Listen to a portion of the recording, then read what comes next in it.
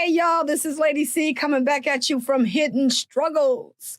And in this upcoming episode, it's going to be all about serving the brothers in prison.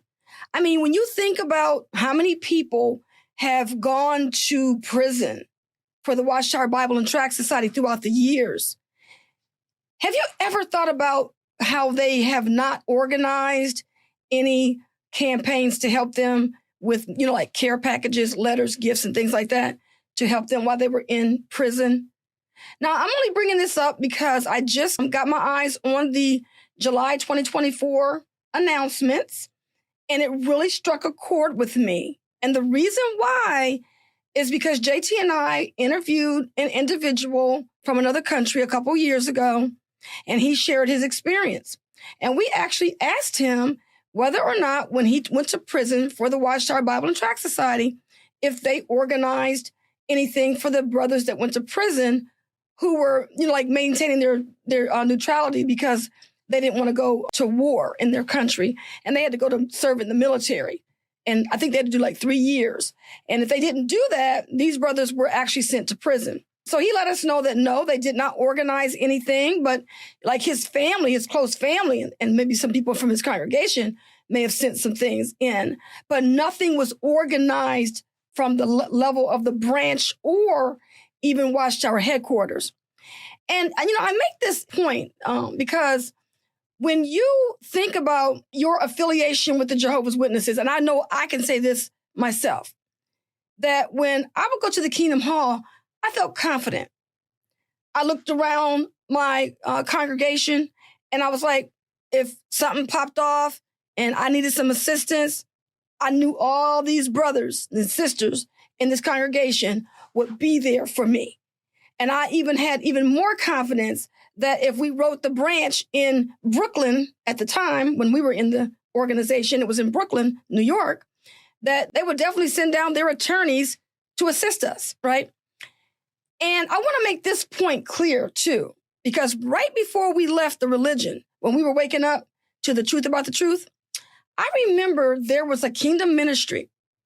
And it might have even been a letter to the body of elders. And if I can find that, by the time I post this video, I'll put it in the description and how you can find it. But one of the things that they talked about was going out in the ministry. And there were some issues coming up when people would go out in service and they would encounter a home that actually said, hey, look, don't be trespassing and stuff like that. And, violators will be prosecuted and stuff like that. So the Watchtower made it very clear that even though they were telling us to go out in field service and, go house to house and bring this good news to these people's homes, that if we trespassed on somebody's property, we were on our own. They were not going to do anything to assist us if we, stepped across those lines. And we were talking about it before we left, about how we could see how the society was kind of turning on us. How, we thought that they had our back. Because back in the day, they went to court.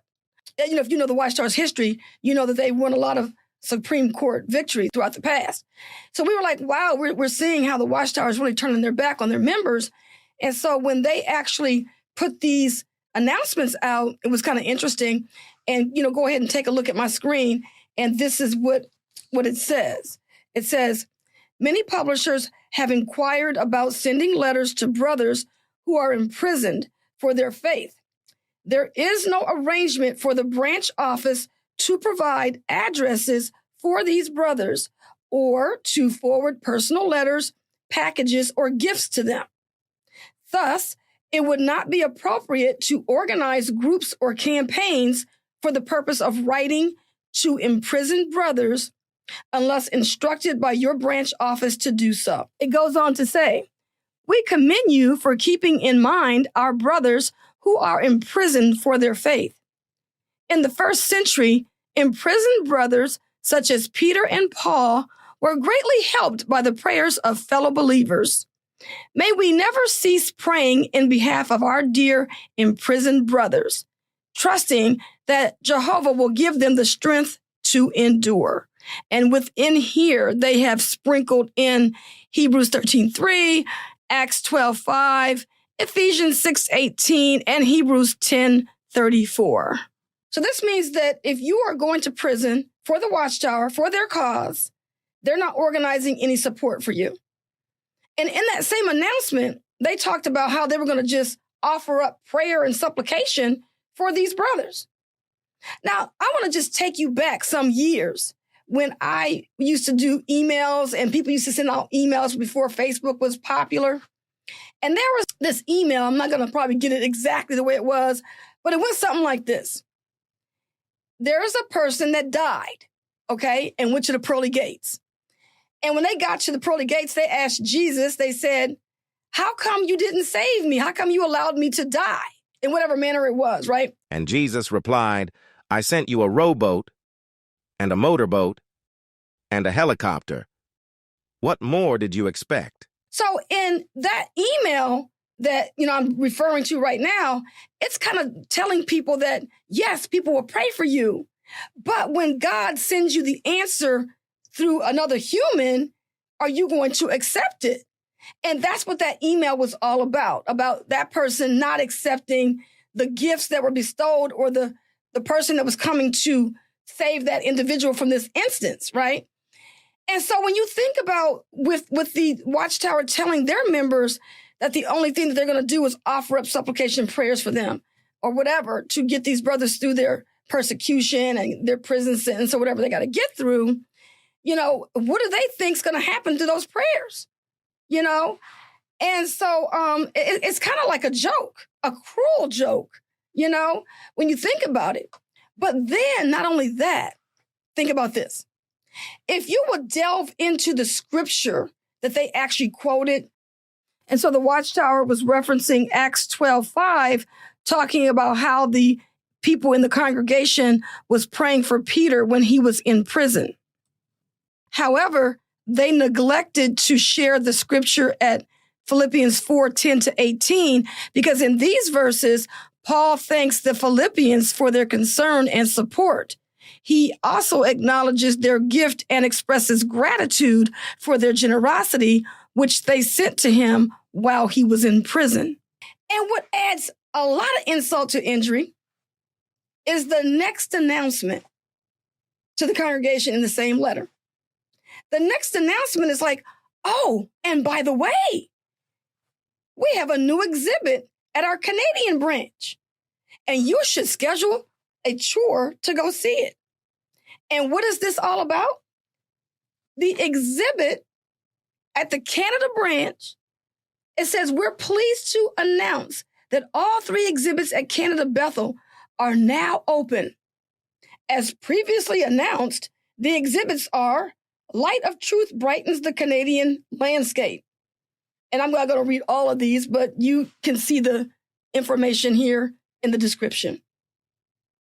But the exhibits have to do with the Canadian brothers and sisters who remain loyal to Jehovah despite opposition and persecution. So now here they're going to have this exhibit where they want brothers to come to Canada and go out and look at these exhibits for the very issue that the brothers in Russia are going through right now, persecution. So now what we're going to do is we're going to identify the irony of this situation. Number 1, the announcement highlights exhibits about enduring faith and standing firm in trials. Yet the very members who are currently enduring persecution are left without support. It's a glaring contradiction. Point number 2, this reveals the Watchtower's priorities. Instead of directing efforts and resources towards helping imprisoned members, they're focusing on opening and promoting exhibits. This business as usual attitude shows a disturbing disconnect from the real struggles of their followers. And point number 3, the focus on preserving and celebrating their history seems hollow when their present actions or lack thereof fail to uphold the values they claim to honor. How can an organization boast about historical acts of faith while neglecting those currently suffering for the same cause? So when you think about how these things are playing out on the Watchtower stage, people just don't think. They just blindly sit there believing that the Watchtower is going to have their back no matter what happens, but they're not thinking about how they're not really true to the cause that they claim to have so much interest in.